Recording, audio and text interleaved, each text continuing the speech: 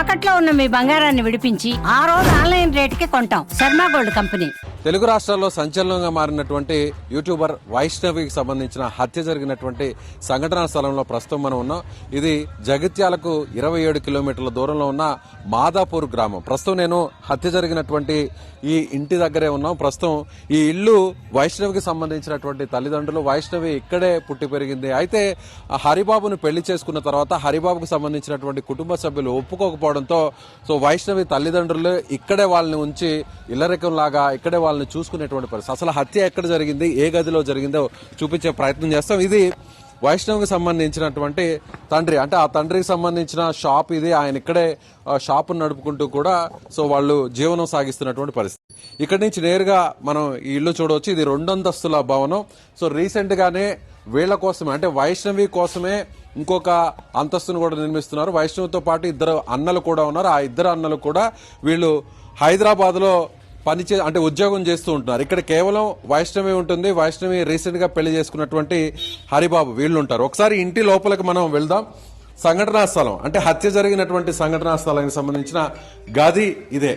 Yes, exact గా మనం ఇక్కడ చూస్తున్నాం. ఇక్కడ తాళం వేసింది ఈ గదిలోనే. అంటే వైష్ణవి చిన్నప్పటి నుంచి ఇక్కడే పుట్టి పెరిగినటువంటి వైష్ణవి ఇక్కడే తమతోనే ఉండాలనేటువంటి ఉద్దేశంతో బయట వేరే ఇంటిని కూడా తీసుకోకుండా తమ ఇంటిలోనే ఒక గదిని కేటాయించి ఇద్దరిని ఇక్కడే ఉంచేటువంటి పరిస్థితి ఉంది. తాళం వేసేస్తున్నారు ఇక్కడ. చూడవచ్చు, అంటే పోలీసులు లోపల ఉన్నటువంటి క్లూస్ కోసం, అదే వేరే ఇతర ఆధారాల కోసం దీన్ని లాక్ చేయడం జరిగింది. సరిగ్గా రాత్రి 12 గంటలు ఆ సమయంలో గొడవ జరిగింది. ఈ గదిలోనే వైష్ణవికి సంబంధించినటువంటి తల్లిదండ్రులు ఉంటారు. ఇద్దరు కూడా గొడవ పడుతున్నటువంటి సందర్భంలో మధ్యలో అర్ధరాత్రి సమయంలో వైష్ణవి తండ్రి వచ్చి తలుపు తట్టడం జరిగింది. ఏం జరిగింది అనేటువంటి వాళ్ళని అడిగిన వెంటనే ఆ తర్వాత చప్పుడు కాకపోవడంతో మళ్ళీ ఎలాంటి గొడవలు లేవులే, కొత్తగా పెళ్లి చేసుకున్నారు కాబట్టి భార్యాభర్తల మధ్య సహజంగానే గొడవలు ఉంటాయనేటువంటి ఉద్దేశంలో వాళ్ళు పట్టించుకోకుండా తిరిగి ఈ గదిలోకి వైష్ణవి తల్లిదండ్రులు వెళ్ళిపోవడం జరిగింది.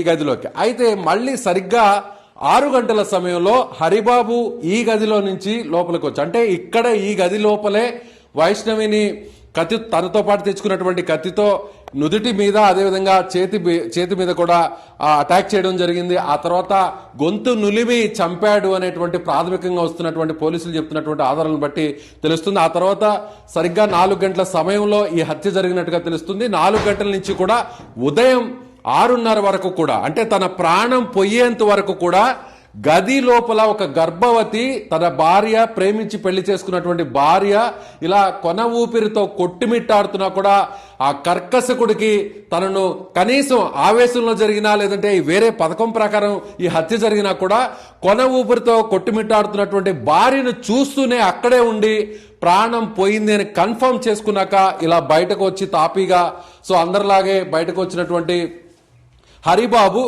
ఏ మాత్రం అనుమానం లేకుండా భార్య శవం లోపల అక్కడ భార్యని హత్య చేసి, గర్భవతిని హత్య చేసి ఇక్కడికి బయటకు వచ్చి ఇక్కడ ఎవరికి అనుమానం రాకుండానే తను పళ్ళు తోముకొని బ్రష్ చేసుకొని ఫేస్ అలా వాష్ చేసుకొని ఎవరికి అనుమానం లేకుండా బయట ఉన్నటువంటి బైక్ వేసుకొని తాపీగా బయటకు వెళ్ళిపోయినటువంటి పరిస్థితి.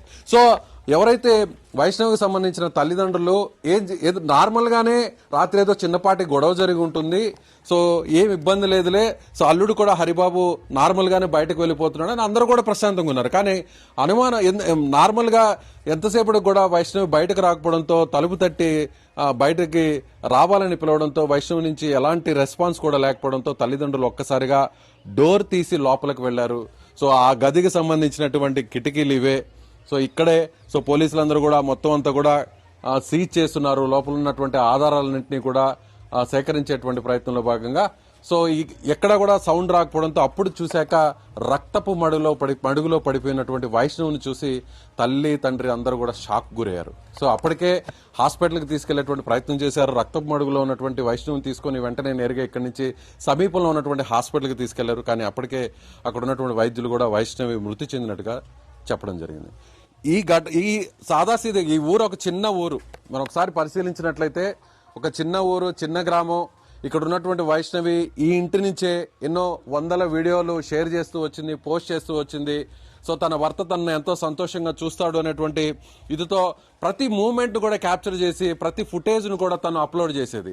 ఈ చుట్టుపక్కల ఉన్నటువంటి వారందరూ కూడా వైష్ణవి చాలా కలివిడిగా ఉండేది, అందరితో కూడా ఎంతో సంతోషంగా మాట్లాడుతూ ఉండేది. అలాంటి వైష్ణవి ఇప్పుడు చనిపోయింది, చంపబడింది. అందులోనూ ప్రేమించి పెళ్లి చేసుకున్నటువంటి భర్త చేతిలోనే గర్భవతిగా ఉన్నటువంటి వైష్ణవి ఇంత కిరాతకంగా చనిపోవడాన్ని నిజంగా ఈ గ్రామస్తులు ఎవరు కూడా జీర్ణించుకునేటువంటి పరిస్థితి. కొద్దిసేపటి కిందటే వైష్ణవి అంత్యక్రియలు పూర్తయి అంతిమయాత్రకు భారీ సంఖ్యలో, వందల సంఖ్యలో ఇక్కడ ఉన్నటువంటి ప్రతి గ్రామంలో ఉన్న ప్రతి ఇంటి నుంచి కూడా అందరూ కూడా పెద్దలు మహిళలు అన్న తేడా లేకుండా అందరూ కూడా వచ్చినటువంటి పరిస్థితి. సో పోలీసుల అదుపులో ప్రస్తుతం హరిబాబు ఉన్నారు. హరిబాబుకు సంబంధించినటువంటి వారి తల్లిదండ్రులు కూడా అదుపులోకి తీసుకున్నట్టుగా తెలుస్తుంది. సో ఈ ఇంటిలో వైష్ణవి చిన్నప్పటి నుంచి పుట్టి పెరిగి ఎంతో సంతోషంగా తను ఒక ఇన్స్టా రీల్స్ చేస్తూ ఒక ఇన్ఫ్లుయెన్సర్ గా మారి యూట్యూబ్ ఛానల్ ని పెట్టి ఆ తర్వాత తన వీడియోస్ అంతా కూడా పోస్ట్ చేస్తూ ఉన్నటువంటి వైష్ణవి ఈ హరిబాబుని ప్రేమించి పెళ్లి చేసుకుని అతని చేతుల్లోనే దారుణంగా చనిపోవడం అనేది మాత్రం ఈ ఇల్లు ఒక సాక్ష్యంగా మారింది.